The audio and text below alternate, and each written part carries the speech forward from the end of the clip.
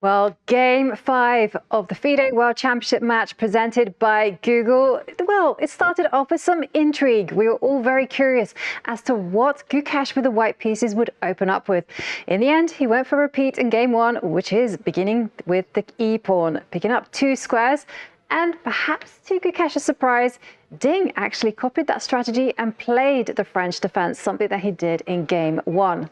That's right, it brought Ding success in game 1, the French defense. He won with the black pieces. He tried to repeat that, but it was actually Gukesh who switched things up, played something new. First of all, he chose the exchange variation. Exchanging pawns, it's totally symmetrical. It continues that way until this moment where Ding breaks the symmetry.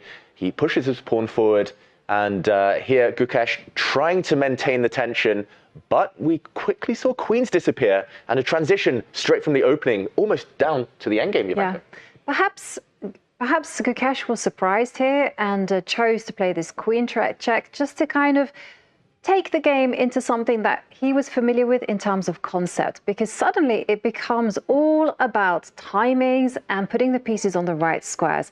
So once the queens disappeared, here it was a very new move, which is very natural actually, just capturing the queen with the king. Yeah, and the whole idea here for Ding was to quickly develop and actually castle superficially here. You drop your king back. Next move, you've already activated as black, especially this rook in the center, which would then appear on an open file. So here, Gukesh chose to trade off that rook, quickly trading off these pieces. It looked very slow, very kind of strategic at this point, but there was so much beneath the surface, and the key move, I believe, was actually in this position by Ding. Yeah, the Ding went really into the tank at this point, because as David mentioned, there's so much danger. White was just threatening to move the rook over to e1, jump in with the knight to e5, and just cause pressure there in the middle of the board. So Ding, he understood this and realized that now was the time to act. So he just decides at this point to move the knight to the edge of the board. And this was a really, really clever move. Yeah, clever for multiple reasons. One, the knight might jump in, which we actually see shortly in the game. Second one is that now knight to e5 will always come with less venom. And maybe most importantly, pawn to g5 is going to hunt down, track down this bishop. For example, if white just makes a move, pawn to g5, and black would gain the bishop pair. Knight for bishop exchange, all of the pressure disappeared from black's position, and actually Ding might have been in the driver's seat here. So we instead saw a check from Gukesh in this position. Yep. And here he made a very committal decision. Yeah, it was surprising, but at the same time, very much in the style of Gukesh. He goes for the most principal move, which is g2, g4, just attacking the knight and asking it where is it going to go, and presenting Ding with a lot more choice. Ding took a pause, as always, very carefully put his knight in the middle of the board on f4. Yeah, great square for the black knight. There's one downside, however, it walks into a pin.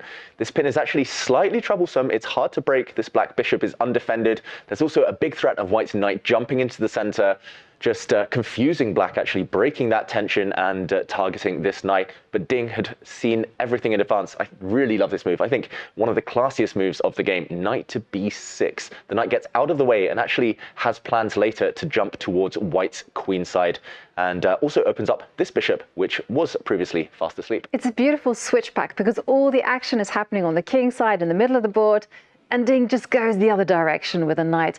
And it's setting up some lovely ideas of a knight eventually jumping into the d3 square. But first, Ding has to untangle his pieces. So after knight to b6, here is where Gukesh played pawn to g5. Another really critical decision, because he doesn't care about squares. It's modern day chess. He just wants to go active with his pieces and start to trouble black's king. So here Ding captured that pawn, and after knight takes pawn, well, Ding had to be very aware because Gukesh was threatening knight to h7 check. And oh dear, if you allow that and you allow a rook to appear on the e8, you're going to be in big, big trouble. Yeah, checkmate threatened within 3 moves there. So Ding very wisely guarded his back rank. He covers this square now. The white rook cannot infiltrate. And very surprisingly, Gukesh jumped back. So actually losing 2 moves with his knight. Just content in the fact that he's next going to jump into the center of the board. He's still solid enough here, Gukesh, despite the fact he has 2 isolated pawns on the king side. And Ding, I think, was happy to simplify, happy to try and get more pieces off the board, banking on black's long-term advantages, especially on this queen side, having a bit more space on that side of the board. Yeah, so both players are actually playing in fantastic ways. Ding playing very principled, and Gukesh just utilizing his creativity. So he naturally says no, he doesn't want to trade off rooks on Ding's terms. Instead, he jumps in with the knight. And here, after bishop takes knight, we saw a surprising turn of events here, because we were expecting rook takes bishop, offering up a trade of rooks and trying to displace the knight on f4 on white's own terms. Yeah, and likely that would have led to a far less dramatic draw.